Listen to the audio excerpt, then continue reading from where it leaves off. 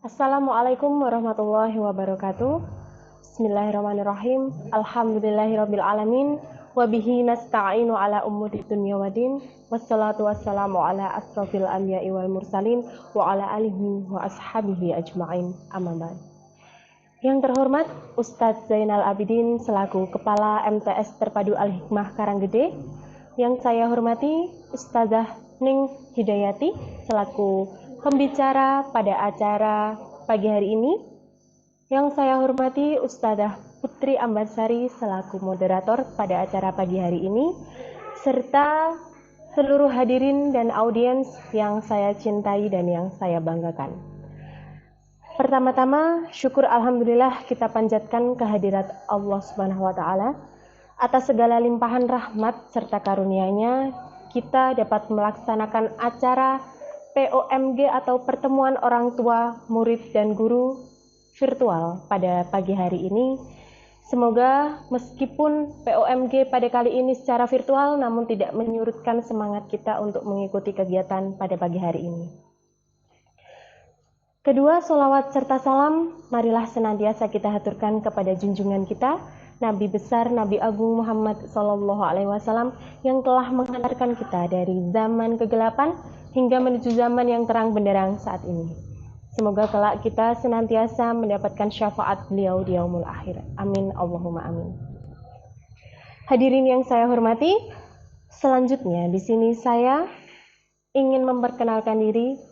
Saya Maulidia Cahaya Purnama selaku Master of Ceremony atau MC pada acara pagi hari ini akan menyampaikan susunan acara POMG virtual pada pagi hari ini. Yang pertama, pembukaan, acara yang kedua yaitu tilawah, acara yang ketiga menyanyikan lagu Indonesia Raya dan Mars Al-Hikmah, acara yang keempat sambutan Kepala MTS Terpadu Al-Hikmah Karanggede, acara yang kelima yaitu acara inti, acara yang keenam pengumuman dan acara yang terakhir yaitu penutup. Langsung saja untuk mengawali acara kita pada pagi hari ini, marilah kita buka dengan membaca basmalah bersama-sama. Bismillahirrahmanirrahim. Alhamdulillah, menginjak acara yang kedua yakni tilawah yang akan dilantunkan oleh Ananda Adinda Minhatul Maula. Kepadanya waktu dan tempat kami persilahkan.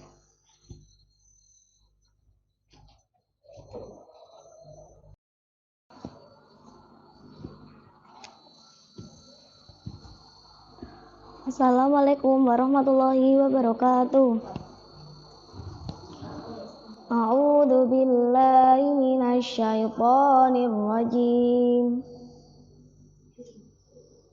Bismillahirrahmanirrahim. Alhamdulillahi rabbil alamin. Ar-Rahmanir-Rahim. Maliki yaumiddin. Iyyaka na'budu wa iyyaka nasta'in. Ihdinas siratal mustaqim. Siratal ladzina an'amta 'alaihim ghairil maghdubi 'alaihim waladdallin.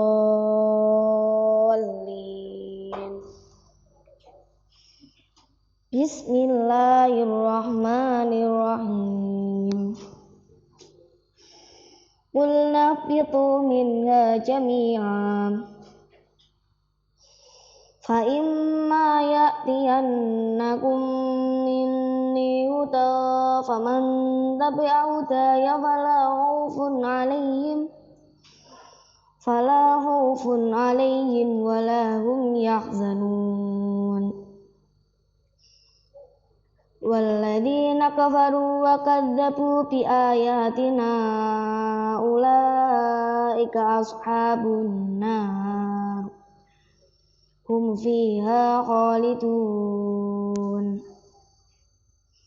Ya bani Israil adkuru ni'mati allati an'amtu alaikum wa awfu bi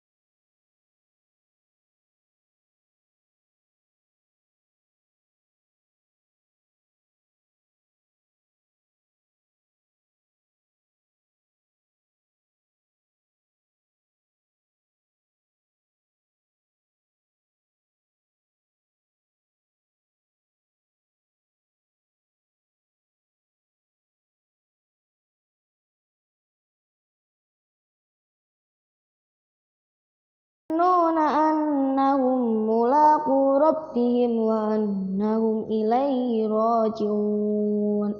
Shadaqallahul adzim. Wassalamualaikum warahmatullahi wabarakatuh.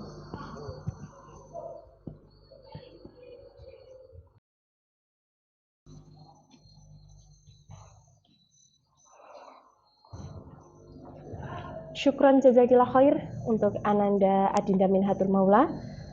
Acara yang selanjutnya yakni menyanyikan lagu Indonesia Raya dan Mars Al-Hikmah. Kepada para hadirin dimohon untuk berdiri.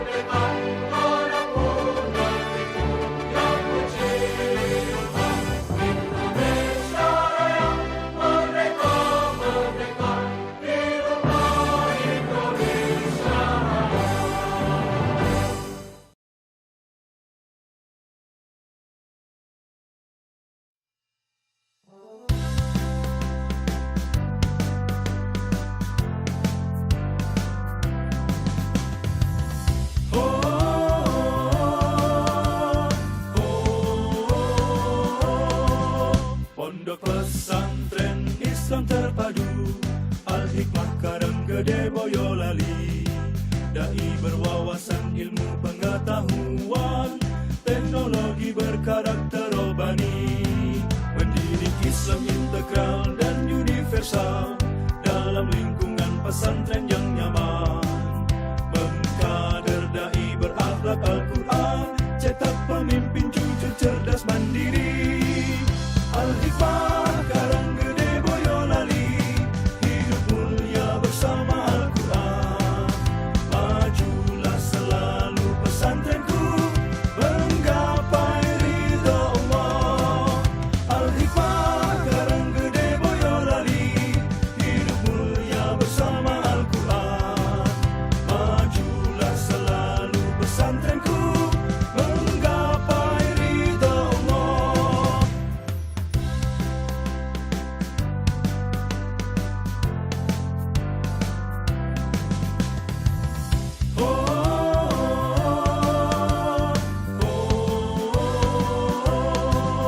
Pondok pesantren Islam terpadu, Al-Hikmah Karanggede Boyolali. Dai berwawasan ilmu pengetahuan, teknologi berkarakter robani. Pendidik Islam integral dan universal, dalam lingkungan pesantren yang nyaman. Mengkader dai berakhlak Al-Quran, cetak pemimpin jujur cerdas mandiri. Al-Hikmah Karanggede Boyolali, hidup mulia bersama Al-Quran. Majulah selalu pesantrenku, menggapai ridha Allah. Al-Hikmah Karanggede Boyolali, hidup mulia bersama Al-Quran. Majulah selalu pesantrenku, menggapai ridha Allah. Menggapai ridha Allah. Menggapai ridha Allah.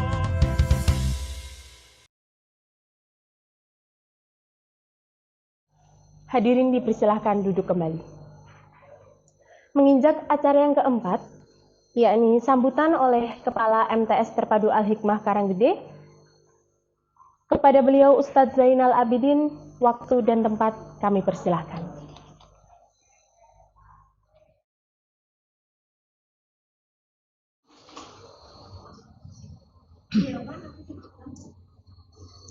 Oke, bismillahirrahmanirrahim. Assalamualaikum warahmatullahi wabarakatuh. Alhamdulillahirabbil alamin. Segala puji syukur pada Allah Subhanahu wa taala, Allah yang senantiasa memberikan kenikmatan kepada kita semuanya. Alhamdulillahirabbil alamin. Di kesempatan hari ini tanggal 24 Oktober tahun 2020, alhamdulillah kita diperkenankan oleh Allah Subhanahu wa taala untuk bisa hadir dalam kegiatan pertemuan orang tua murid dan guru atau PMK untuk penilaian tengah semester Gasal tahun pelajaran 2020-2021. Ini merupakan kenikmatan dari Allah Subhanahu wa taala yang patut kita syukuri, meskipun untuk PMK tahun 2020 ini berbeda dengan tahun 2019. Kalau biasanya di tahun 2019 kita bertemu secara langsung di pesantren, untuk tahun 2020 ini kita dipertemukan oleh Allah Subhanahu wa taala dalam kegiatan PMK virtual atau online di channel YouTube ini. Semoga Allah senantiasa memberikan yang terbaik kepada kita semuanya, dan alhamdulillah meskipun seperti itu tetap kita syukuri. Salawat dan salam semoga senantiasa tercurah hadrat uswah suri teladan kita Nabi Agung Muhammad sallallahu alaihi wasallam, yang insyaallah akan kita nantikan syafaat beliau di yaumul akhir kelak. Bapak Ibu wali santri MTS Terpadu Al-Hikmah tahun pelajaran 2020-2021 yang insyaallah dimuliakan oleh Allah Subhanahu wa taala.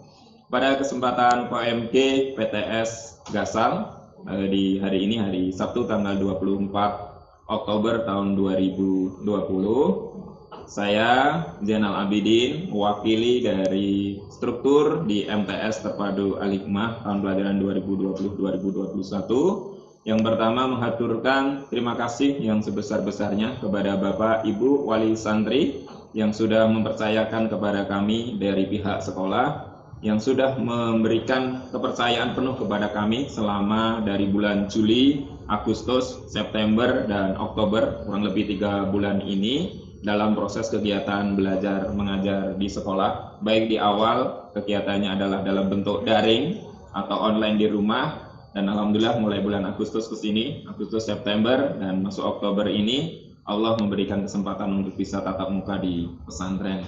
Dan ini merupakan support yang penuh, merupakan yang terbaik atau peran yang terbaik dari Bapak Ibu wali santri, baik selama di rumah ataupun berada di pesantren. Kami dari sekolah mengucapkan terima kasih yang sebesar-besarnya atas support dari Bapak dan Ibu wali santri. Yang kedua, kami juga mewakili dari sekolah, dari MTS Terpadu Al-Hikmah, mengaturkan mohon maaf yang sebesar-besarnya kepada Bapak dan Ibu wali santri yang selama 3 ataupun 4 bulan di tahun pelajaran 2020-2021 ini, kami dari sekolah banyak kesalahan, banyak kekurangan, baik dalam kegiatan daring yang online kemarin, karena pas pada waktu online itu kegiatan belajar mengajar kami mengakui mohon maaf kurang optimal dalam pelayanan atau belum melayani putra putri Bapak Ibu selama di rumah daring kemarin karena kondisi pandemi belum bisa optimal, sehingga membuat Bapak Ibu mungkin ada yang mohon maaf jengkel dalam tanda petik karena banyak tugas atau banyak aktivitas atau tidak segera terlayani oleh kami untuk putra putri Bapak Ibu. Ya, kami mengakui salah, memang khilaf, dan kami mohon maaf yang sebesar-besarnya. Tapi karena kami berusaha untuk yang terbaik sebenarnya, tetapi kalau ada kekurangannya, kami mengaturkan mohon maaf yang sebesar-besarnya. Termasuk ketika berada di pesantren ini, ya kami menyadari, kami mengakui karena kami kesatuan penuh dengan pihak pesantren dan kami koordinasi terus dengan tim gugus COVID, sehingga ada kebijakan selama santri sudah masuk ke pesantren dari bulan Agustus, September, Oktober ini dengan 3-4 gelombang yang mengharuskan ada syarat-syarat ketat yang mengharuskan Bapak dan Ibu, salah satunya adalah tidak boleh menjenguk atau tidak boleh ketemu, sehingga membuat Bapak Ibu di rumah kangennya menjadi kangen berat begitu kepada buah hati atau putra putri Bapak Ibu. Ya, kami mohon maaf yang sebesar-besarnya. Semoga insya Allah ya, semoga Allah memberikan kemudahan kepada Bapak Ibu untuk ya menahan rasa kangen ibu bapak ibu semuanya di rumah, menahan rasa rindunya. Saya juga mengakui ya, merasakan betul karena saya seorang bapak dan istri saya juga ibu begitu di rumah. Ketika nggak ketemu gitu mesti kangen gitu ya. Dan ini insya Allah buah dari rasa rindu, buah dari rasa kangen Bapak Ibu semuanya. Semoga nanti Allah memberikan yang terbaik buat putra putri Bapak Ibu selama berada di pesantren. Sehingga putra putri Bapak dan Ibu di pesantren insya Allah menjadi anak soleh solehah, ahli ibadah, kemudian menjadi penghafal Al-Quran, dan insya Allah kelak bisa memberikan yang terbaik, mahkota yang indah buat Bapak dan Ibu di surganya Allah Subhanahu wa Ta'ala. Mungkin itu saja Bapak dan Ibu wali santri yang insya Allah dimuliakan oleh Allah, sambutan dari kami. Dan insya Allah hari ini nanti pembagian PTS. Ya, insya Allah hasil PTS dari putra putri Bapak dan Ibu semuanya, ya insya Allah itu yang terbaik. Karena insya Allah antara satu dengan yang lain punya kelebihan dan kelemahan masing-masing. Tapi insya Allah dengan kita berikan kepada Bapak dan Ibu itu hanya sebagai rekaman dari kami atau laporan dari kami yang sudah kita laksanakan selama 3-4 bulan dalam kegiatan belajar mengajar. Insya Allah anak kita punya kelebihan masing-masing dan punya kelemahan masing-masing, sehingga tidak ada anak yang kita yang mohon maaf paling bagus begitu, enggak, tetapi di setiap anak itu punya kelebihan dan kelemahan masing-masing, dan insya Allah anak dari kita masing-masing, termasuk anak saya khususnya atau anak Bapak dan Ibu semuanya, itu adalah yang terbaik menurut Allah Subhanahu wa Ta'ala dan yang terbaik untuk kita bersama. Demikian dari kami, kurang lebihnya saya mohon maaf. Afwan kalau ada kekurangannya. Assalamualaikum warahmatullahi wabarakatuh.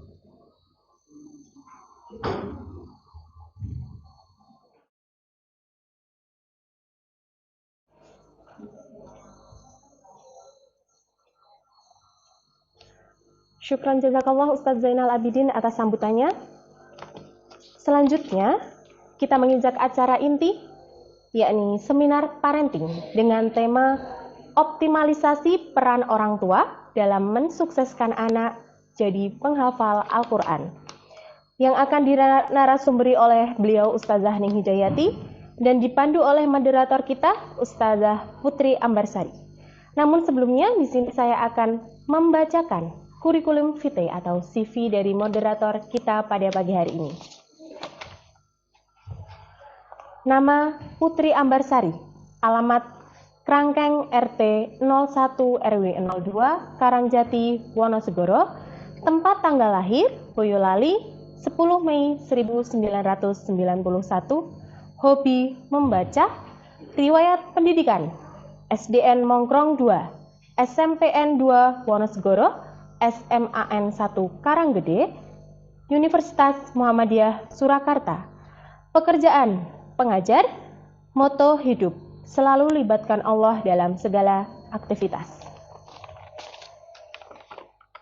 Kepada Ustazah Putri Ambarsari selaku moderator, waktu dan tempat kami persilahkan.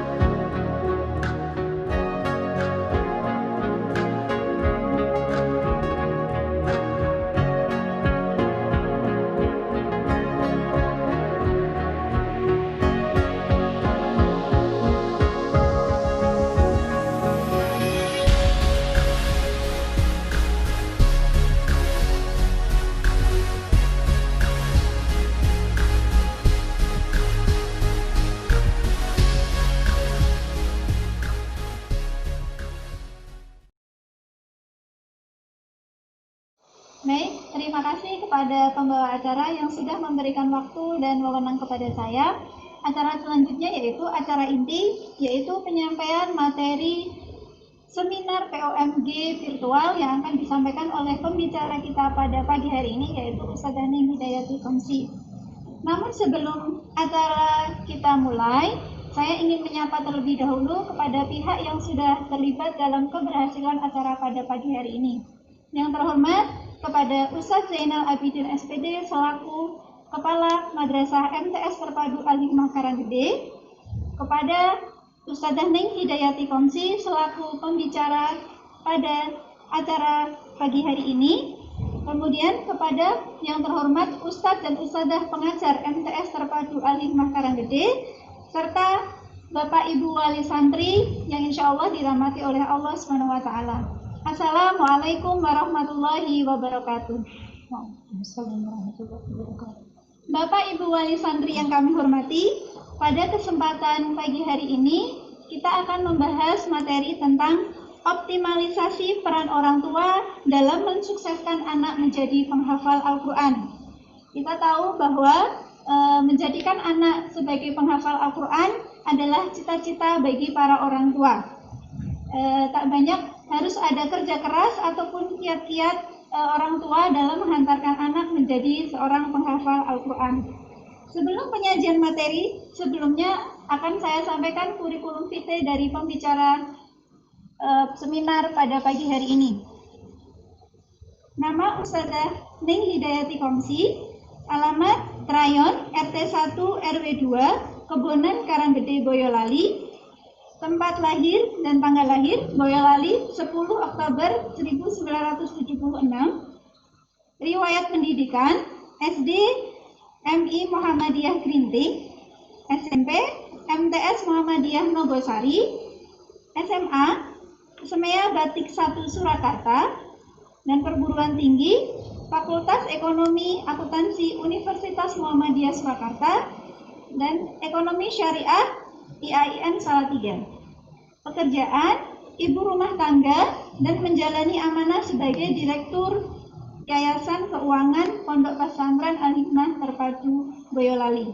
Moto hidup, hidup sekali, optimalkan, manfaatkan diri. Nah, hari ini kita menghadirkan pemateri kita yaitu Ustazah Ning Hidayati Komsi yang akan memberikan materi tentang bagaimana atau optimalisasi peran orang tua dalam mensukseskan anak menjadi penghafal Al-Quran.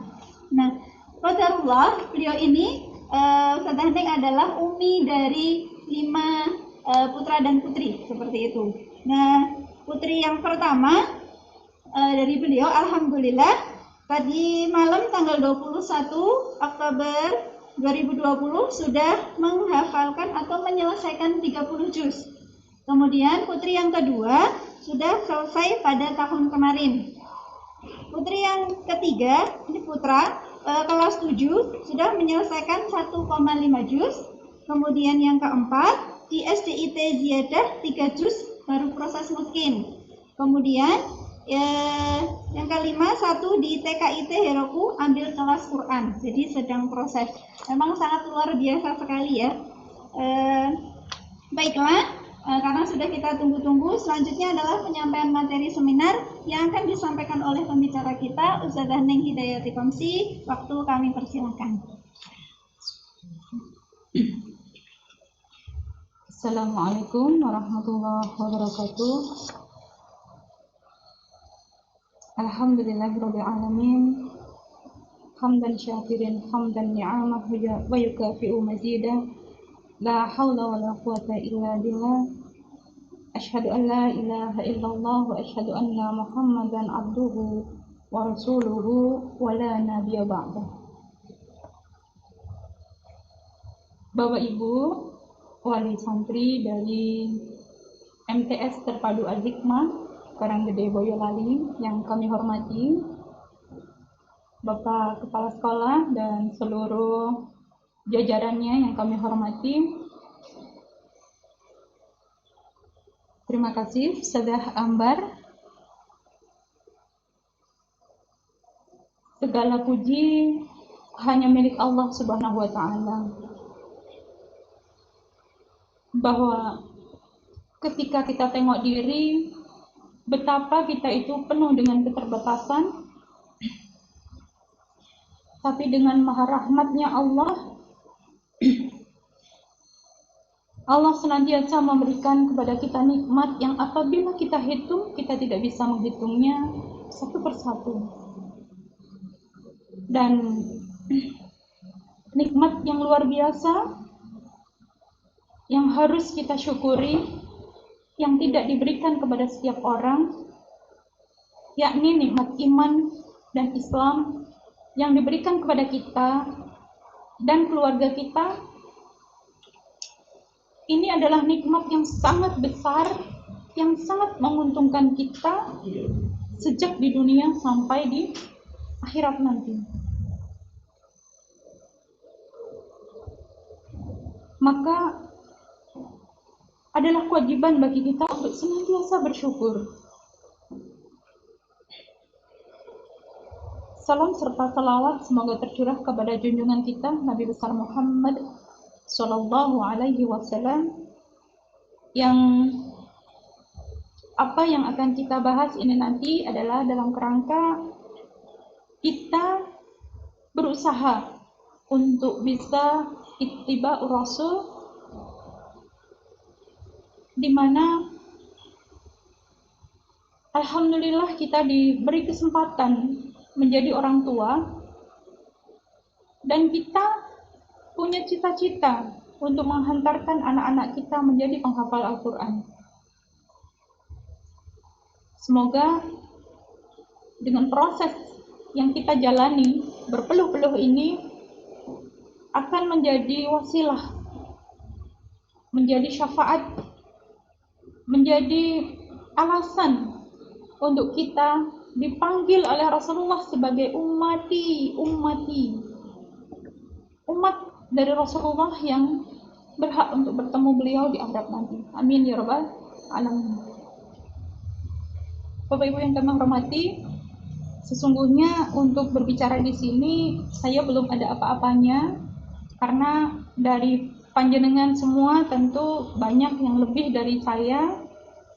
Hanya saja saya beruntung karena kesempatan hari ini diberikan kepada saya, sehingga kita bisa sharing beberapa hal yang semoga bermanfaat. Dan ini sekaligus penegasan kepada diri saya, apakah saya sungguh-sungguh untuk mengajak diri dan keluarga itu untuk senantiasa dekat dengan Al-Quran. Maka bismillahirrahmanirrahim, saya sampaikan beberapa hal, semoga bermanfaat. Dan tentu saja apa yang saya sampaikan ini mungkin hanya pengulangan dari apa yang sudah disampaikan oleh berbagai sumber tentang peran orang tua dalam menjaga penghafal Al-Quran. Sungguh saya belum berhak sebenarnya untuk bicara di sini, tapi bismillah, kesempatan saya untuk belajar dan menengok kembali apakah ada langkah saya yang masih kurang dan untuk harus diperbaiki. Bapak Ibu yang dirahmati Allah, kita tahu ada kewajiban dari orang tua terhadap anak. Yang pertama adalah memberikan nama yang baik. Insya Allah, Bapak Ibu semua sudah selesai di sini memberikan nama anak yang baik. Pertanyaannya adalah, apakah kita memanggil nama anak-anak kita itu dengan panggilan yang sebaik namanya? Saya pernah belajar kepada Ustadz yang beliau memang fokusnya itu di guru tahfidz. Beliau menyampaikan, panggil anak-anak dengan nama lengkap. Setelah saya rasakan betul, ketika kita memberikan nama kepada anak kita berusaha memberikan nama yang baik. Semua ada maknanya. Doa.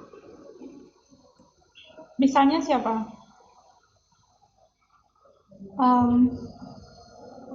Hafizah Ziyadatul Khair misalnya. Itu kan nama yang luar biasa. Hafizah penghafal Quran, Ziyadatul Khair yang senantiasa kebaikannya bertambah. Namun tidak sedikit orang tua yang ketika memanggil menjadi doh. Maknanya apa? Panggillah dengan nama yang baik. Minimal khair.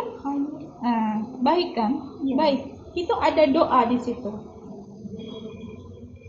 Jadi peran orang tua itu tidak hanya dimulai ketika anaknya sudah mondok, tapi bahkan sejak dari kecil, bahkan sejak di dalam kandungan sudah dididik ya. Nah, alhamdulillah sudah memberi nama yang baik, sehingga tinggal kemudian memanggil dengan nama yang baik pula. Yang kedua, memberi ASI. Ya. Ibnu Sina itu mengatakan bahwa ASI itu ternyata memberikan manfaat yang luar biasa kepada bayi. Yang mana ASI itu akan memberikan semacam vaksin dari segala mara bahaya yang akan mengenai si anak dalam kehidupannya. Itu cukup dengan ASI. Nah, dalam Quran surat Al-Baqarah ayat 233 itu juga Allah memerintahkan kepada kita para ibu yang berkesempatan sehat untuk memberikan ASI selama 2 tahun ya. Ya. Semoga kita semua dimudahkan ya, karena kondisi kita kadang-kadang berbeda. Ada yang karena melahirkan sesar ya, dengan segala keadaannya akhirnya tidak keluar ASI-nya begitu ya. Beruntung untuk yang ASI-nya baik ya, deras ya. Maka ini perlu dipersiapkan sejak awal ya, sejak masih gadis. Saya baca biografinya Ustazah Yoyo Yusroh ya. Beliau dengan 10 putrinya semua penghafal Al-Quran ya. Itu ternyata beliau sejak SMA itu sudah membiasakan diri renang. Itu ternyata diniatkan untuk memberikan ASI kepada anak-anaknya kelak, padahal itu belum terbayang siapa suaminya. Itu sudah direncanakan pemberian ASI-nya. Sayangnya saya tahu tentang itu sudah agak lambat. Ya. Tapi alhamdulillah berusaha semaksimal mungkin, selagi kita masih bisa memberikan ASI, kita berikan ASI. Kalau untuk susu formula itu semaksimal mungkin kita hindari. Namun kalau keadaan sudah darurat Ya. apa boleh buat gitu ya. Kemudian yang ketiga ya, kewajiban orang tua kepada anak yaitu mendidik anak dengan baik. Nah, di sini mendidik sejak dalam kandungan, mendidik ketika dia bayi, ketika dia menyusu, kemudian setelah dia besar ya, menyekolahkan ke sekolah-sekolah yang baik, yang membuat anak-anak kita itu tahu siapa Tuhannya, apa kewajiban hidupnya. Nah, termasuk ke pesantren Al-Hikmah ya, ke MTS Terpadu Al-Hikmah. Insya Allah di sini kurikulumnya sudah ditata sedemikian rupa ya, supaya anak-anak itu betul-betul mengenal Rabb-nya, mencintai Rasul-nya, tahu tentang adab-adab yang harus dilakukan oleh seorang Muslim. Dan tidak hanya itu ya, menyekolahkan di MTS Terpadu Al-Hikmah, udah pelajaran agamanya kuat, ya. Pelajaran umumnya juga masih dapat gitu ya. Dengan iya, bahkan dengan pendekatan Qur'ani gitu ya. Nah, jadi mendidik anak ya yang baik kalau bisa dilakukan sendiri oleh orang tua. Tapi kalau sudah ada level tertentu ya, kalau masih kecil biasanya bisa dididik sendiri ya, tapi kalau sudah besar ya, itu diberikan lingkungan pendidikan yang baik. Nah, di pesantren ini luar biasa. Anak-anak sudah terbiasa dengan bangun malam, langsung mandi, qiyamul lail, menunggu subuh dengan mempersiapkan hafalan, sholat subuh, baca setoran. Setelah setoran, mereka kerja bakti, nyapu, merapikan kamar, kemudian pun itu dituntut untuk tidak terlambat ya sekolahnya. Jadi semua harus dilakukan dengan manajemen waktu yang baik. Jam 7 masuk kelas sampai sekitar jam 2 ya. Jam 2. Selepas jam 2 istirahat sebentar, sholat asar, berdoa bersama, setoran lagi. Makan sore, rapi-rapi kamar, mencuci dan sebagainya, maghrib, baca maghrib, pelajaran lagi, bahasa. Bisa didapat. Iya, ba'da isya, setoran lagi. Masya Allah. Ini insya Allah dengan memasukkan anaknya ke MTS Terpadu Al-Hikmah, ke pesantren Al-Hikmah Karanggede Boyolali, ini adalah cara kita untuk memberikan pendidikan yang baik kepada anak-anak kita. Kemudian yang keempat, mengajarkan Al-Quran. Sama ya, mulai dari dalam kandungan dibiasakan ibunya membaca Al-Quran. Anaknya diperdengarkan dengan lantunan-lantunan ayat-ayat Al-Quran. Masih kecil sudah diajari untuk banyak-banyak membaca Al-Quran. Ibunya memberikan contoh dengan bacaan harian ibunya. Hadis yang diriwayatkan oleh Ali radhiyallahu an, ajarkan 3 hal kepada anak-anak kalian. Yang pertama, mencintai Rasulnya, Nabinya. Yang kedua, mencintai keluarga Nabinya. Yang ketiga, mencintai Al-Quran. Ketika kita berusaha untuk membawa anak kita itu paham tentang Al-Quran, kalau bisa diajari sendiri, kalau sudah karena mungkin kesibukan orang tua juga yang harus berbagi, taruh di pesantren supaya anak-anak itu bisa betul-betul memahami ayat-ayat Al-Quran. Ini kita menjalankan apa yang diperintahkan oleh Rasulullah Shallallahu Alaihi Wasallam. Kemudian kewajiban orang tua pada anak yaitu adil kepada anak-anaknya, memberikan nafkah hanya yang halal, dan menikahkan dengan calon istri atau calon suami yang baik. Meskipun anaknya baru SMP, kelas Iya. 7 bahkan, tidak mengapa loh, disiapkan calonnya ya, sudah disiapkan. Nanti tahun berapa kira-kira anaknya itu direncanakan mau dinikahkan. Dengan siapa? Tentu saja kita bercita-cita untuk membentuk penghafal Quran ini tidak hanya selesai dalam diri kita, tapi akan berlanjut terus sampai keturunan kita. Maka calonnya pun harus dipersiapkan yang mengarah ke sana. Jangan sampai ya udah dipondokkan hafal Quran kemudian menikahnya dengan sembarang orang, gitu ya. Harus dipilihkan. Itu kewajiban orang tua kepada anak dalam ini ya Islam. Nah, kemudian peran orang tua selain memenuhi kewajiban-kewajiban tadi apa saja? Nah, jadi kalau tadi kewajiban secara umum ya, kalau ini khususnya untuk anak-anak yang sudah mondok ya. Oh iya. Untuk anak-anak yang sudah mondok atau yang belum mondok ya, saya berikan beberapa sharing ini, semoga tertarik untuk memondokkan anaknya. Ya.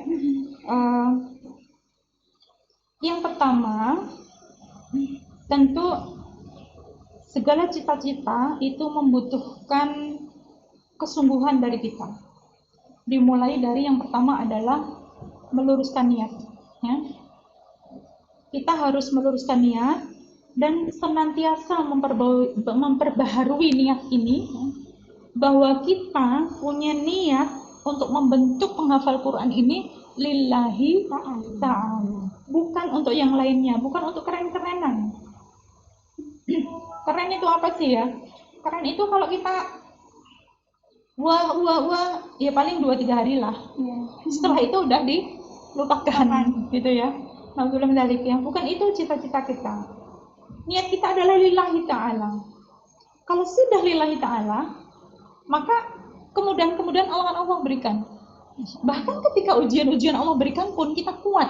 Anak-anak kita kuat untuk menghadapinya. Itu kalau lillahi ta'ala. Ya. Tidak mudah goyah.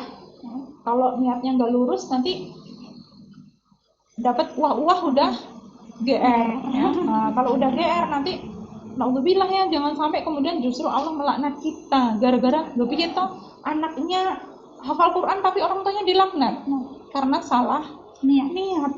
Naudzubillah min dzalik ya.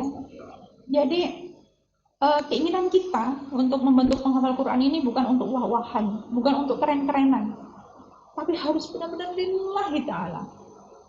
Karena hidup kita itu paling berapa tahun sih? Ya. Setelah sekian tahun kita orbit di dunia, kemudian nggak ada.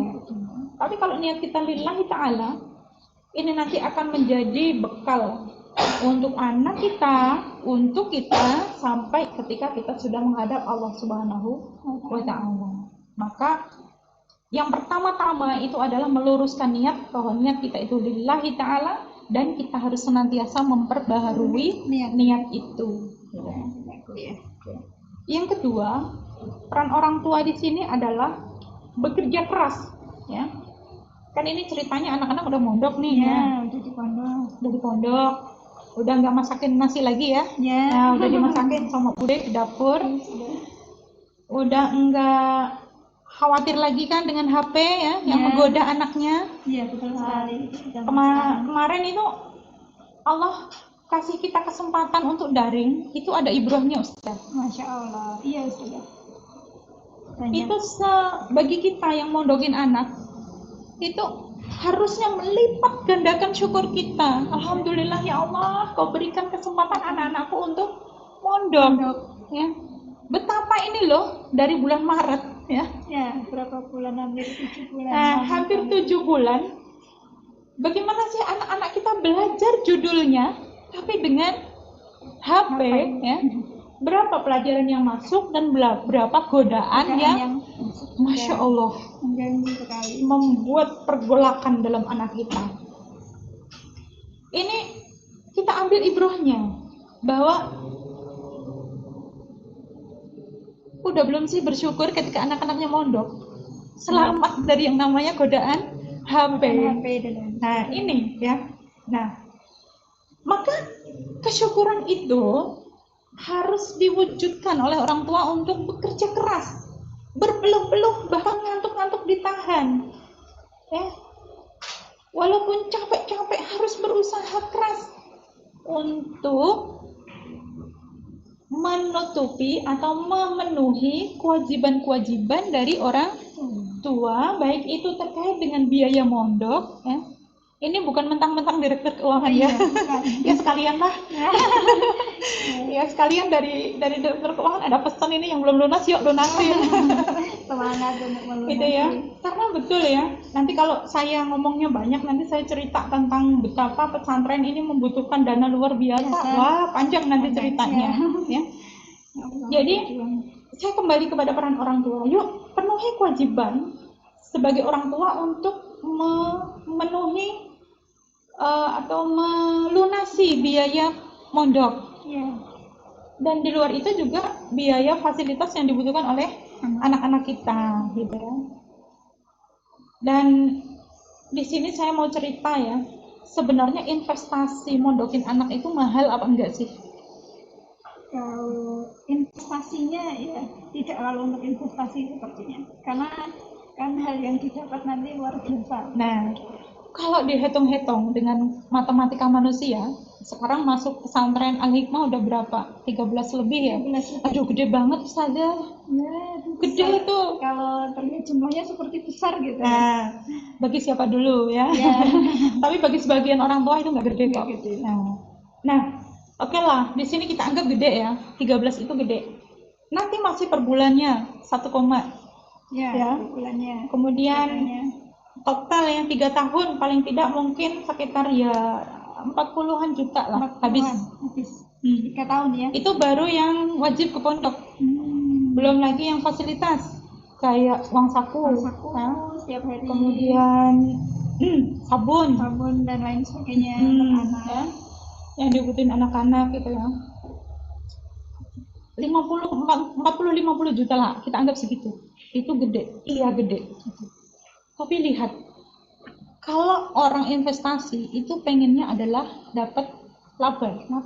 Nah, permasalahannya di sini ya, kita pasang invest 40-50 juta itu, seberapa laba yang kita dapat? Bapak Ibu yang saya hormati, kemarin ya, 7 bulan, kita pegangin anak-anak HP. Kalau kita kalkulasi dengan angka juga, bahaya yang mengikuti anak kita sudah segede apa coba? Segede apa ya? Selama di rumah ya. Selama baru 7 bulan ya. 7 bulan. Mondok habis 40-50 juta, 3 tahun. 3 tahun anak-anak kita tanpa HP. Di mana dia masuk, katakanlah usia 12 tahun, ya, mereka lulus usia 15 tahun. Kayak apa sih anak yang usia 12, 13, 14 itu? Aku loh, ini aku loh, udah mulai memperlihatkan keakuannya, pengen eksis. Ya, apalagi di zaman modern saat ini. Apalagi di zaman ini. Ya. Ini banyak manfaatnya, tapi juga banyak bahayanya.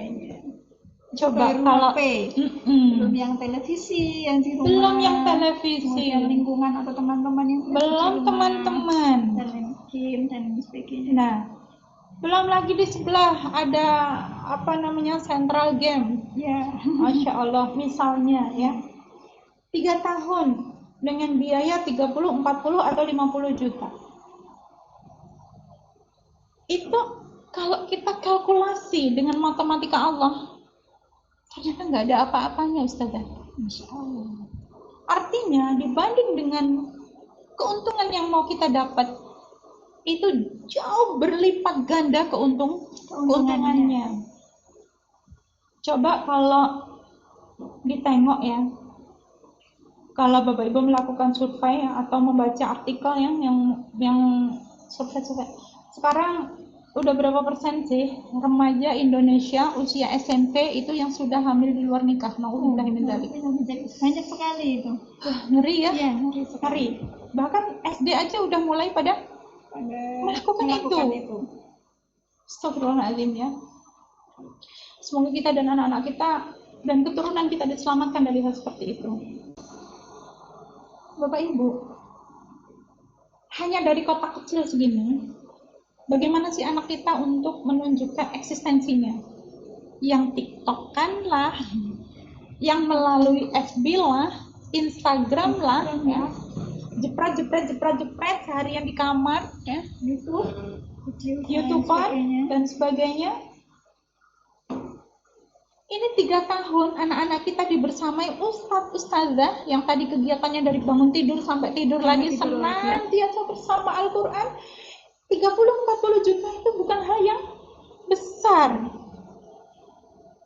Dan bahkan ini kita bisa sinergikan loh ustazah. Jadi nggak harus kok 30-40 itu kita pakai uang kita sendiri, itu bisa ya. Misalnya kayak gini, anak kita alhamdulillah keterima di MTS Terpadu Al-Hikmah, mondok di Al-Hikmah. Pondok itu pasti butuh banyak biaya, dan pondok itu pasti layak jual. Dalam arti orang itu kalau mau menitipkan zakat, infak, sedekahnya ke pondok itu pasti accountable, bisa dipercaya. Nah, kenapa enggak kita jadi agen dari pondok?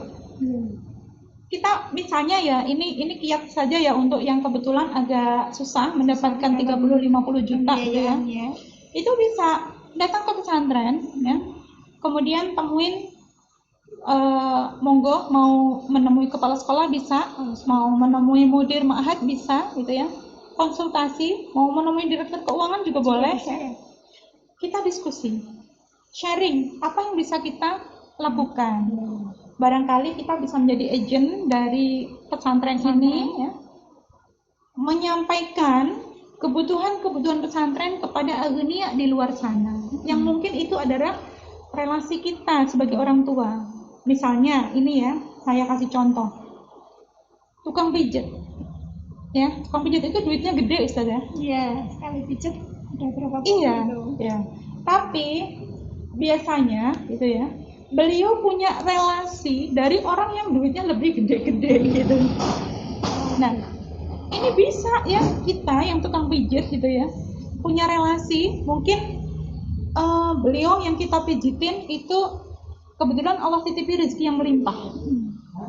Kita cerita kepada beliau, alhamdulillah saya tahu Al-Hikmah, pesantren yang fokus untuk mencetak penghafal Al-Quran gitu ya, dan kita ceritakan tentang perkembangan anak kita. Nah, itu saya yakin ya nanti, atau kalau nggak anak kita ya perkembangan dari pesantren itu sendiri ya. Pesantren Al-Hikmah dulu tahun 2011 ya hanya dengan 70 santri. Hari ini kita sudah dengan semua unitnya itu hampir 1000 santri. Masya Allah gitu ya. Perkembangan seperti ini kalau disampaikan kepada agenia ya, barangkali kemudian daripada uang saya bingung mau kemana, tak titipkan jenengan bisa, tolong titip sampaikan ke pesantren. Nah, ini bisa menjadi ustazah, saya sudah dititipin oleh agenia dermawan gitu ya, uang sekian gitu. Itu bisa kok kita kalkulasikan bagi yang kebetulan kesulitan dalam pembiayaan misalnya. Nah, jadi kita harus peluk-peluk. Mungkin harus semakin rajin mijitnya, yang sampai keringetan dan sebagainya. Ya memang begitu, peran orang tua harus begitu. Apapun profesi kita harus sungguh-sungguh supaya Allah memberikan rezeki kepada kita itu layak gitu ya. Kemudian setelah layak cukup untuk membiayai anak-anak kita di pesantren gitu ya. Itu.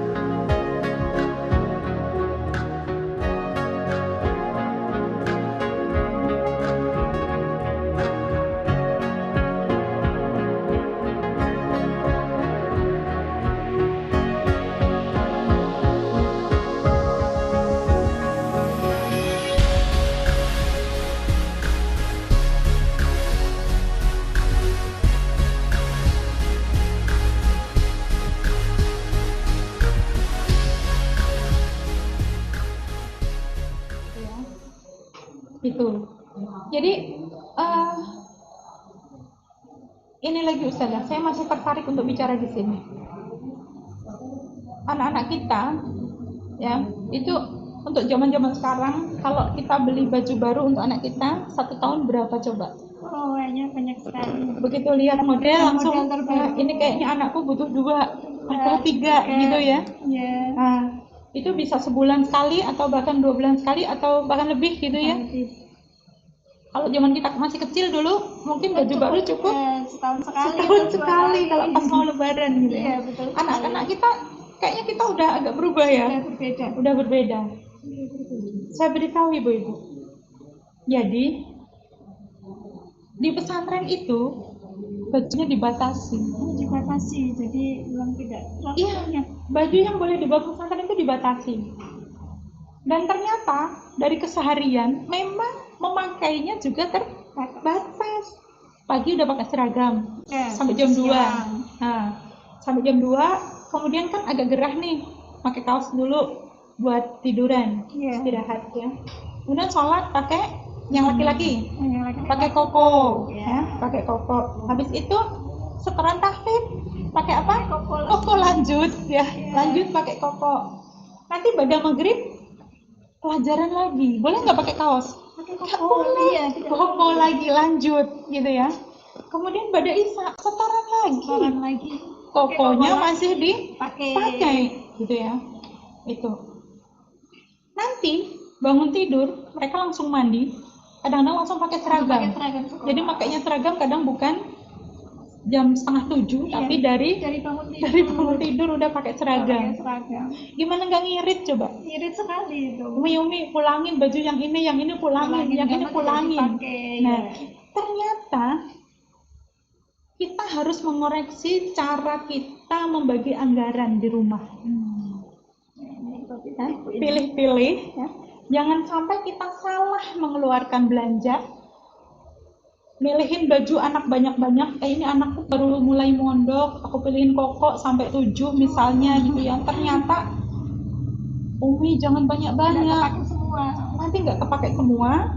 Nek perlu pas anaknya lagi males cuciannya jadi banyak. Kalau udah cuciannya banyak, butuh waktu yang lama untuk nyuci. Akhirnya untuk kegiatan yang lain tersita. Ini jadi irit bajunya kalau mondok itu. Kemudian uang saku, ya, mungkin awal-awal ada yang sampai 500 gitu ya sebulan gitu ya, ada yang cukup 300 sebulan gitu. Ini karena anak-anak kita baru berpindah transisi dari rumah ya, pisang ada, yang serba disediakan, apalagi jagung ada, nanti snack ada gitu ya, bahkan snacknya nggak semacam 2 macam gitu ya. Mana makan pagi, makan siang, makan sore, semuanya lengkap, snack banyak. Masih ada tuh twing, mama jajan. Lari lah 5.000. Ya. Apalagi nanti ting, mama bakso 10.000 keluar ya. Ini anak-anak kita yang terbiasa dengan habit seperti itu, mereka akan mengalami masa transisi mungkin agak cukup lama ya, untuk habitnya berpindah di pesantren. Tapi nggak selalu kok, ada yang cepat, meskipun di rumah serba kecukupan gitu ya, tapi cepat gitu ya. Banyak wali santri yang kemudian cerita, Ustazah, anak saya sekarang udah nggak mau saya kirimin makanan. Kenapa? Apa makanan dari rumah nggak enak? Apa udah nggak sayang ibu? Bukan. Jadi karena padatnya acara dari bangun tidur sampai tidur lagi, mana pelajaran di MTS juga beragam, harus dipelajari semaksimal mungkin. Anak-anak butuh waktu untuk konsen belajar, sehingga mau ngemil itu kadang-kadang udah enggak sempat gitu. Anak saya juga pernah ya, saya kirimin gitu ya, hari ini dikirimin tuh seneng gitu ya. Umi besok kirimin lagi. Iya, wah Uminya tuh seneng banget gitu ya, waduh cintaku masih tersalur gitu ya. Kirimin lagi. Begitu kiriman yang ketiga, udah bilang, Umi nggak usah dikirimin lagi. Loh kenapa? Aku udah minum air putih. Loh, Masya Allah. emang cukup? Udah kenyang. Masya Allah. Kenapa? Karena kalau anak sudah mulai habit, udah mulai kerasan dengan kegiatan di pondok, udah ikut ritme pondok, mati kayak nggak sempet mau banyak-banyak makan. Saya punya ponakan, mondok juga di Al-Hikmah ini dulu. 6 tahun Ustazah. Masya Allah. Uang sakunya tuh hampir nggak pernah kelong. Nggak pernah ngelong sama Iya. sekali. Kok kamu nggak pernah jajan toleh? Kan empon ma empeng tigo. Itu yang saya ingat sampai sekarang. Mohon maaf Ya. Tiga. Dan sekarang, Masya Allah ya, sampai dia kuliah itu masih kebawa habit untuk irit. Masya Allah. Sampai dia pernah bikin di Facebooknya itu 10.000 sehari. Kenapa enggak? 10.000 sehari. Mahasiswa di Semarang, Di Semarang. di Masya Undip, Allah. Di Undip. alumni Al-Hikmah. Alumni Al-Hikmah. 10.000 sehari, kenapa enggak? Triknya apa? Kalau lapar, tidur. Sekaligus itu memperbaiki sel-sel, mengistirahatkan diri. Kemudian setelah bangun bisa belajar lagi. Ternyata kalau kita simak ya dari Dokter Zaidul, benar. Kalau lapar itu kita dipersilakan untuk tidur. Ternyata setelah itu kalau Dokter Zaidul bicaranya itu udah by research ya. Iya. Based on research ya, bukan lagi hanya ngomong gitu ya. Udah dikalkulasi, ternyata memang lapar itu sebaiknya tidur. Laparkan diri. Itu nanti kalau udah laparkan diri itu bisa konsen dalam bekerja maupun dalam belajar, apalagi menghafal Al-Quran. 30 juz loh, tebel loh. Tebal sekali itu. Itu targetnya hafal semua. Masya Allah. Itu kan butuh konsen yang luar biasa. Nah, maka dari itu Bapak Ibu yang saya hormati, anak-anak kita udah irit bajunya, ya, insya Allah nanti lama-lama akan irit uang sakunya, irit kiriman ya, karena kalau sudah konsen tadi itu sudah nggak sempet lah mau nyenek-nyenek apa itu, loh kan bisa Kak sambil menghafal sambil nyemil, yang masuk cemilannya bukan hafalannya gitu ya. Itu Masya Allah ya. Dan Rasulullah mengajari kita untuk berlapar-lapar pula ya. Rasulullah kan kalau mengatakan kalau makan berhenti sebelum kenyang. Itu ternyata untuk anak-anak kita yang mau menghafal Al-Quran itu juga butuh seperti itu. Gitu ya. Jadi jangan khawatir anak-anak kita aduh di pondok nanti kelaparan. Enggak, insya Allah ya. Makannya 3 kali dijamin. Kalau Senin Kamis udah pasti ada buka dan sahur. Menu buka ada snacknya, ada makannya. Insya Allah sudah terjamin. Nah, ini kalau tidak membuat orang tua di rumah bersemangat untuk memenuhi kewajiban, apalagi coba? Iya. Masya Allah sudah luar biasa sekali. 30 juta, 50 juta yang keluar anak-anak kita hafal Al-Quran. Kemudian mendoakan kita senantiasa kalau udah hafal Al-Quran itu ringan banget untuk mendoakan orang tuanya. Tahu adab Islam dan menerapkannya dalam kehidupan sehari-hari. Islami seperti itu. Irit juga. Ya? Masya Allah. Itu tadi contohnya ponakan saya udah kebawa ya sampai dia kuliah, sampai sekarang bahkan sampai di dunia kerja. Di kehidupan di dunia kerjanya udah irit banget karena udah kulino irit biasa. Coba hidup kalau bisa irit kenapa boros gitu kan? Nah, anak juga lebih berlatih bisa manajemen waktu, lebih mandiri karena yang lebih biasanya mandiri, di rumah kan dicuciin orang tua, makan disiapin, disetrikain, semuanya. Nah, ini ngomong tentang mencuci Ustazah. Oh iya. Ada yang saya temuin juga ini untuk anak-anak di pesantren. Oh iya, apa itu Ustazah? Di rumah kita belum pernah mengajarkan cara mencuci yang seperti ini mungkin. Iya, apalagi yang untuk anak laki-laki ini putra. Laki-laki, kelas 7, baru lulus SD. Masih kecil ya. Kamu bisa Mas nyuci? Bisa? Ini anak belum pernah nyuci di rumah. Bisa nyuci? Bisa. Gimana caranya? Baju kotor, taruh di ember. Taruhin deterjen, kasih air. Direndam dulu 30 menit, ditinggal murojaah. Atau bersosialisasi dengan teman-temannya. Udah 30 menit, kakinya dicuci, kakinya sendiri itu. Oh, dicuci. Terus kakinya masuk ke ember, juk, menginjak-injak itu. diinjak-injak bajunya. Sudah pernah nggak nyuci dengan cara kayak gitu? Waktu kecil mungkin ya. Nah, ini luar biasa ya, anak kita lulus SD berusaha gimana caranya baju itu bersih. Sendiri ya. Ternyata punya ide kayak gitu. Masya Allah. Setelah diinjek-injek, itu baru kemudian baju dikeluarkan, disikat di tempat-tempat yang sangat kotor kayak di pergelangan, di kerah, kayak gitu. Bener juga ya. Bersih. Jadi anak lebih belajar dalam segala hal. Betul, gitu ya. Terus menjemurnya Ustazah, kebayang nggak kalau kita gimana menjemur? Ya pokoknya udah nyetel hanger udah ya. Pakai hanger udah. Anak-anak kita nggak? Bagaimana itu? Bagaimana mereka menaruh bajunya di hanger? Itu ditarik-tarik supaya tidak ada lintingan. Oh, biar langsung. Jadi lengan rapi, itu langsung halus dibentuk gitu ya. lengan. Masya Allah. Supaya udah halus sejak dijemur. Saya tidak kepikiran itu. Nah, kan? Ya. Anak-anak kita sampai segitu telitinya Ustazah. Karena di pondok setrikanya terbatas gitu ya. Ada laundry juga hanya untuk seragam ya. Gitu. Tapi kok ini baju-baju yang nggak seragam rapi juga. Ternyata, Tampilannya tetap iya. elegan juga. Ternyata mereka punya Cara triknya gitu. Saya Jadi juga jarang melihat anak-anak bajunya yang linting-linting kucel gitu kan. semuanya apa namanya rapi gitu. Iya kan. Padahal Meskipun kelihatannya- ada ini sedikit-sedikit gitu, tapi kan tetap kelihatan rapi gitu ya. Iya. Betul sekali. Ternyata ada triknya seperti sama itu saya Ustazah. tahu. Jadi sejak menjemur itu udah dirapikan lengannya. Terus kerahnya udah dibentuk, ditarik-tarik gitu ya. gitu. Masya Allah sekali. Dan nanti ngelipatnya Ustazah udah pernah tahu belum?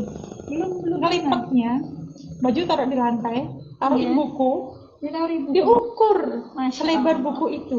biar simetris rapi gitu Simetris rapi. Mana celana, sarung, baju, namanya di pondok, Iya. lemarinya terbatas. Terbatas, iya. Kalau kita mah di rumah bisa ya ini selimut semua, iya. ini sarung semua gitu. Di pondok kan segitu doang Iya. untuk semua baju yang Semua dipunya. baju anak-anak masuk. Tapi lemarinya jangan buka. Karena bisa rapi, ternyata melipatnya semuanya diukur. Ukur. Kayak Masya buku. Allah. Nah, Kreatif sekali. mau bilang mahal gimana coba? Enggak Anak kita terasa punya mungkin kreativitas yang luar biasa. Iya. Kalau kata anak saya itu pernah gondeli temennya yang mau keluar gitu ya. Kamu jangan keluar. Di pondok itu kita nggak boleh apa-apa, tapi kita dapat apa-apa. Masya Allah, itu kata-kata Nggak boleh apa-apa, tapi dapat dapat apa-apa. Ya itu tadi, bagaimana merapikan lemari. Dimulai dari bagaimana mencuci yang bersih, Yang bersih. menjemurnya. Lain dengan anak-anak yang mungkin nggak sampai Biasa ke di situ rumah, perhatiannya. tidak. Saya sampai tidak kepikiran Nah. seperti itu. Teliti, Ya. ya sampai detail.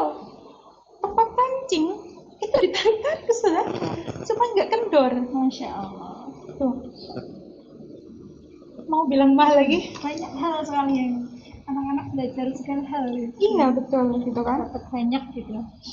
Nah, jadi kalau dihitung beneran, sebenarnya investasi ini belum apa-apa Ustazah. Apalagi nanti kalau dihubungkan dengan ini. Anak kita udah tumbuh, soleh. Di mana anak soleh, itu adalah salah satu yang akan kita bawa ketika kita menghadap Allah Subhanahu wa Ta'ala. Anak yang soleh yang mendoakan orang tuanya. Kemudian ilmu yang bermanfaat. Kita, kalaupun tidak bisa memberikan seluruh ilmu itu kepada anak kita, kita menitipkan kepada MTS Al-Hikmah, insya Allah anak kita mendapatkan ilmu yang bermanfaat. Itu ada peran kita, meskipun sebesar apa. Ada peran kita. Kita harapkan itu nanti termasuk ilmu bermanfaat yang akan menjadi pembela kita. Pemberat timbangan baik kita. Tabungan. Iya. Kemudian amal jariyah. Kalau dibuka hadis, sesungguhnya sedekah yang paling baik itu yang seperti apa? Sedekah untuk diri sendiri. Yang kedua, untuk sanak keluarga, itu yang harus didahulukan. Kita investkan, ini sedekah kita kepada anak kita. Niatkan sedekah. maka insya Allah ini akan dicatat oleh Allah sebagai amal jariah kita yang akan nyambung terus, ya, nyambung terus pahalanya sampai kita menghadap Allah Subhanahu Wa Taala. Jadi kalau mau dihitung kalkulasinya sebenarnya nggak mahal. Dan kalau misalnya sampai kesulitan keuangan, ada cara, Ada jalan lain. ada jalan untuk mendapatkannya. Ya. Belum lagi kalau anak-anak kita itu sudah selesai, yang semoga ada anak-anak saya juga ya, terutama jenengan juga yang bisa ziyadah 30 juz. Bukan ziyadah, tasmi 30 juz. Itu yayasan sudah menyediakan hadiah umroh. Masya Allah, ada hadiah umrohnya. Tasmi 30 juz, baik itu untuk santri maupun para pegawai. Hadiah umroh. Masya Allah. Bayangin, Luar biasa. kita invest 40 juta, biaya umroh katakanlah seubur rampenya itu 22 juta gitu, atau 25 juta lah gampangannya ya. Balik kan? Balik. Siapa yang tidak mau? Siapa yang tidak mau gitu ya. Itu. Belum lagi nanti ketika anak kita ya, semoga Allah izinkan bisa umroh betul ya ke sana. Dia akan menghadap langsung kepada Ka'bah, berdoa di Baitullah yang mulia, yaitu Masjidil Haram dan Masjid Nabawi.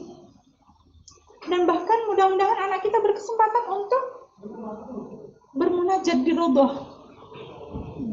Di mana doa-doa di Raudhah itu tidak ada doa yang tidak terkabulkan.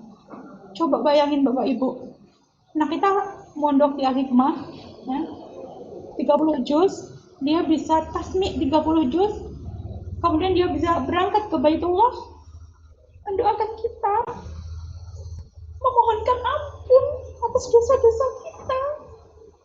Dan ketika itu diucapkan di Raudhah, itu sudah pasti terkabul.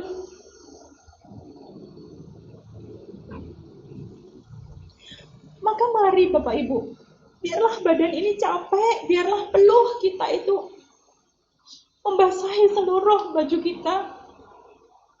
Bismillah. Kita niatkan semua itu untuk membentuk penghafal Quran ini. Ini kita berbicara dunianya ya Ustazah, istilahnya itu kalkulasi manusia. Belum lagi keberkahan yang Allah siapkan. Yang lipat gandanya Masya Allah tidak bisa kita hitung. Itu supra rasional. Saking nggak bisa dihitungnya. Kalau udah bicara tentang keberkahan. Maka ini baru masuk yang kedua Ustazah. Tidak apa-apa Ustazah. Peran orang tua itu adalah bekerja keras untuk memenuhi kewajiban keuangan untuk anak yang mondok dan juga memberikan fasilitas kepada anak kita yang mondok, yang ternyata irit tadi malahan. Insya Allah ya, irit sekali. Kita tinggal geser anggaran yang tadinya itu buat piknik ya. Kalau anak di rumah kita kayaknya pikniknya berapa kali itu? Dalam 3 tahun apalagi Ustazah? Dalam 3 tahun kos piknik ya, itu kemudian hanya kita pakai untuk paling-paling ya maksimal untuk 6 kali lah kalau anak kita itu mondok ya. Libur semester itu baru bawa anak piknik. Itu kalau perlu kita pikniknya, kalau saya sekeluarga itu sukanya yang alami. Jadi kalau piknik itu jalan-jalan ke Juwangi, silaturahim ke keluarga di sana ya. Itu keluarga yang baru kita kenal ya, bukan keluarga nasab gitu ya. Keluarga yang baru kita kenal, memang kita sengaja memperkenalkan anak-anak dengan kehidupan yang bersahaja, yang alami gitu. Itu kosnya ringan saja. Nah, paling apa? Bensin sama makan ya? Iya, paling bensin, makan juga ya, bahkan bisa tamu. Saya bisa bawa dari rumah. Bisa dari rumah gitu. Kita geser anggaran yang harusnya kita pakai untuk piknik selama 3 tahun, bandingkan ketika anak kita itu di rumah gitu ya. Itu menjadi biaya mondok. Itu baru biaya piknik. Kemudian kita geser anggaran yang tadi untuk belikan baju anak, belanja yang mungkin juga cukup banyak ya, kita geser itu menjadi biaya untuk mondok. Karena ternyata di pondok selama 3 tahun anak-anak kita cukup hanya dengan beberapa baju aja. Nggak perlu banyak-banyak belanja. Tidak perlu alat elektronik juga. Betul, nggak perlu kuota. Ya. Jadi kalau kita hitung itu, oh sebenarnya nggak mahal, ya. Hanya kita tinggal menggeser yang dari anggaran A ke anggaran B, itu aja. Kemudian yang ketiga, Ustazah, peran orang tua untuk membentuk hufaz ini adalah mengiringi keinginan kita dengan doa, terutama para ibu ya, itu doanya makbul, langsung tembus ke langit ya, langsung makbul. Itu hendaklah kita banyak doa. Jadi Allah itu Maha tahu bahasa, sehingga kita bisa berdoa dengan doa-doa yang ada di ayat-ayat Al-Quran.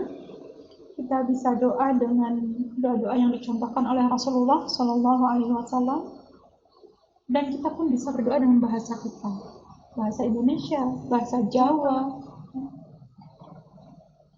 Allah Maha mendengar.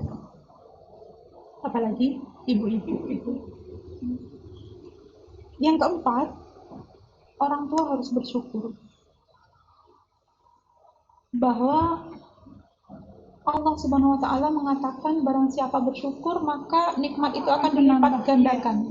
Kalau dia kufur maka Allah menyediakan azab yang pedih.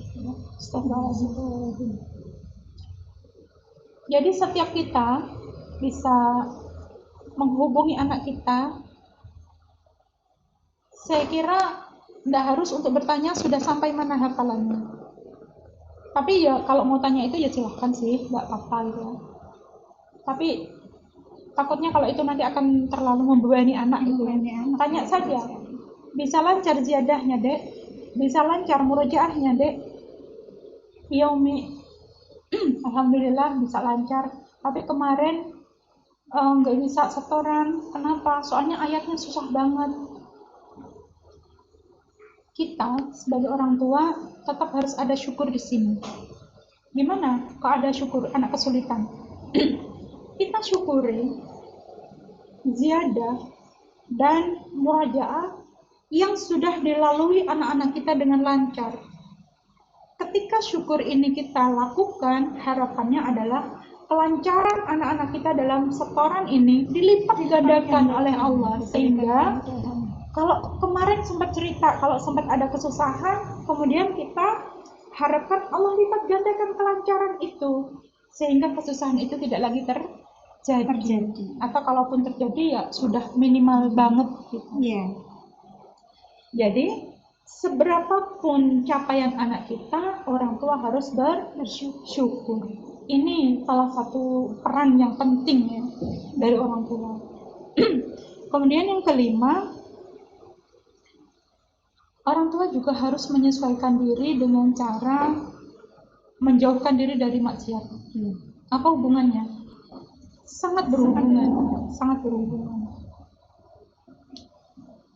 Ketika kita menjauhi maksiat, maka Allah akan mencintai kita.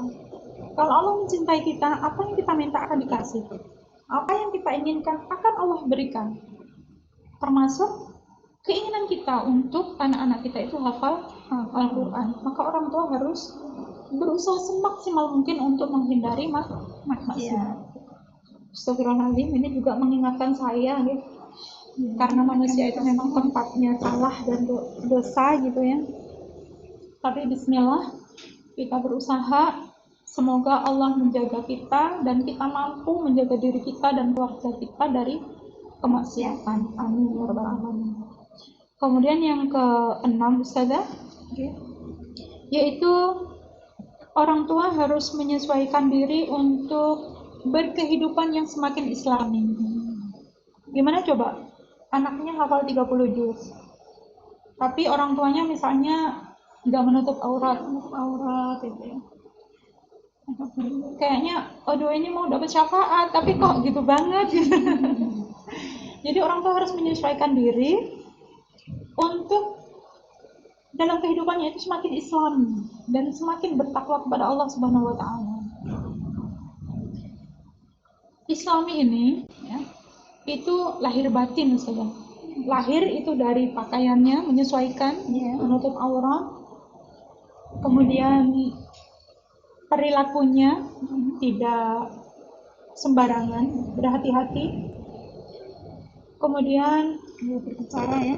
iya, berbicara, bertingkah laku, berusaha untuk islami. Dan orang tua juga harus belajar bagaimana sih kehidupan yang islami itu.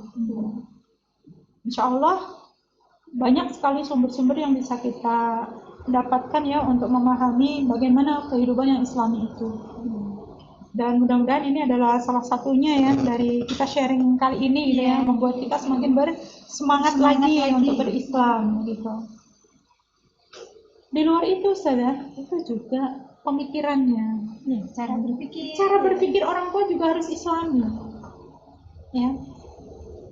Kalau kita terbiasa dengan cara berpikir yang islami, itu semua kembali kepada Allah.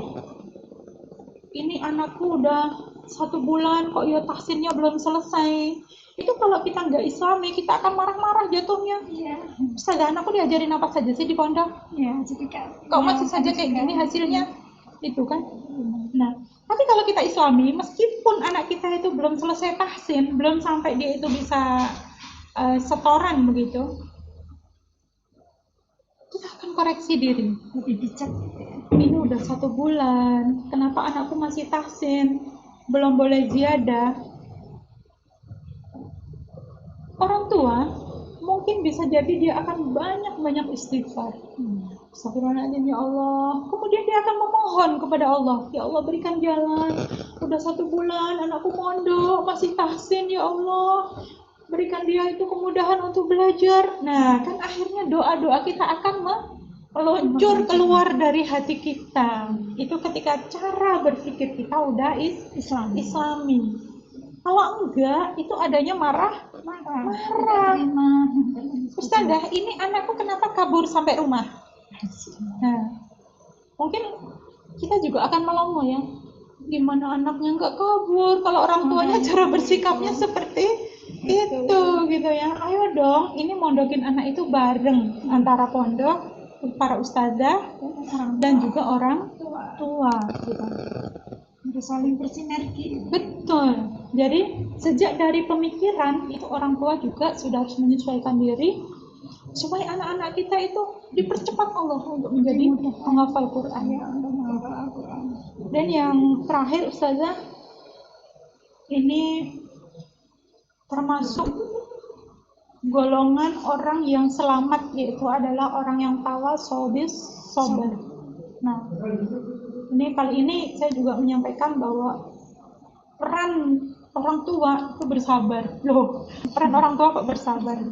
Itu tadi barusan saya contohkan ya, orang tua kalau nggak sabar, itu mendapati anaknya ini udah sebulan mondok masih kayak gini, itu akan marah dan sebagainya.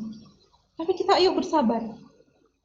Nggak mudah loh anak kita adaptasi ya dari kehidupan di rumah yang serba ada. Ya mungkin di pondok serba sendiri. Di pondok serba sendiri. Tadinya apa-apa Umi, apa-apa manajemen Umi. waktu sendiri. Nah, ini harus manajemen waktu sendiri. Makan antri.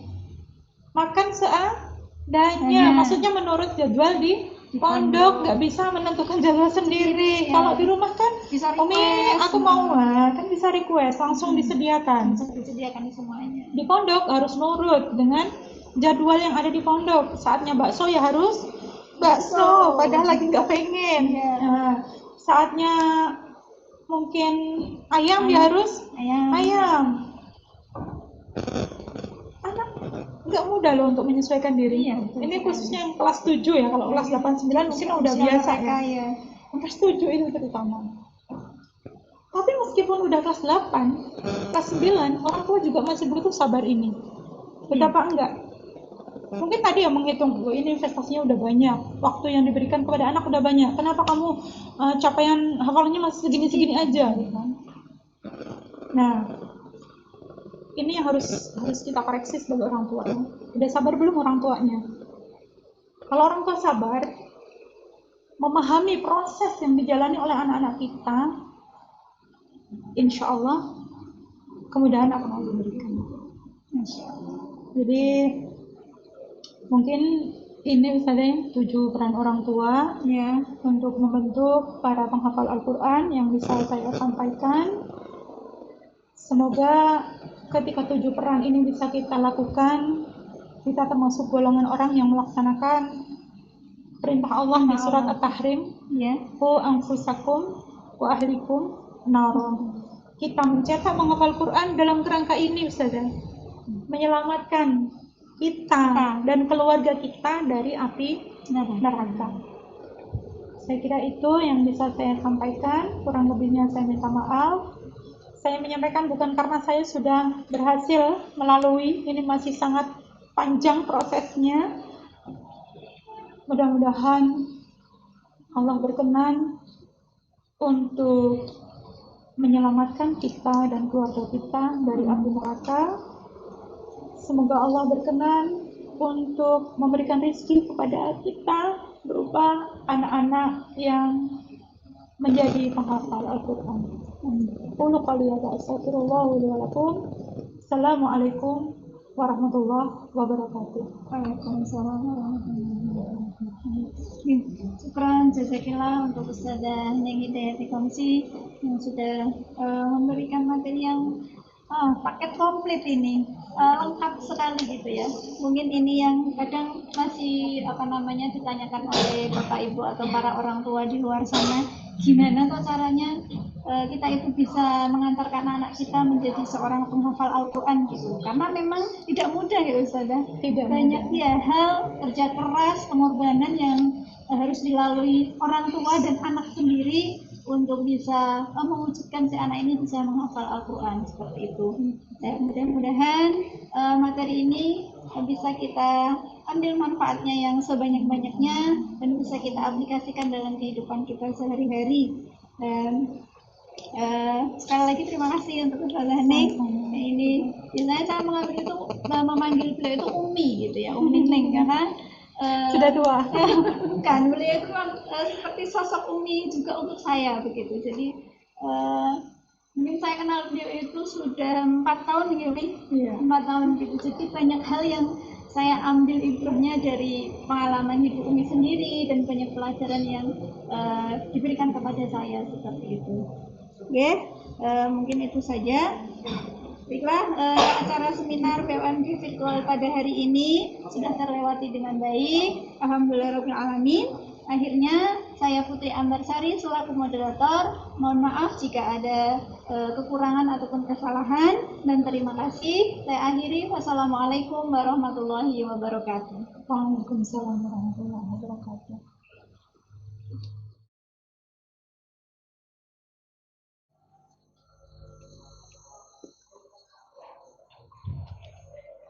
Alhamdulillah, syukron jazakillah khair atas Ustazah Ning atas materinya yang sangat luar biasa. Semoga dapat menambah wawasan kita dan memperkuat ilmu parenting yang kita miliki. Menginjak acara selanjutnya yakni pengumuman.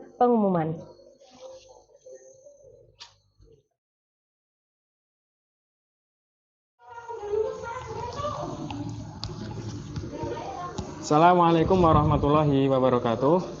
Bapak Ibu wali santri yang dirahmati Allah Subhanahu wa taala, beberapa pengumuman yang akan kami sampaikan yaitu yang pertama bahwa pada acara ini nanti akan dibagikan raport hasil penilaian tengah semester Gasal tahun 2020-2021 melalui wali kelas masing-masing, insya Allah nanti sekitar jam 1 siang.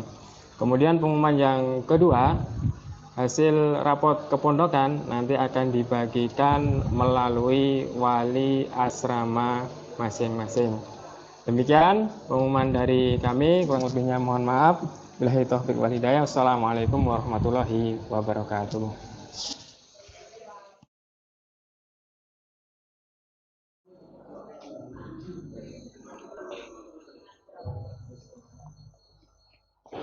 Hadirin yang berbahagia, tiba saatnya kita menginjak acara yang terakhir, yakni penutup.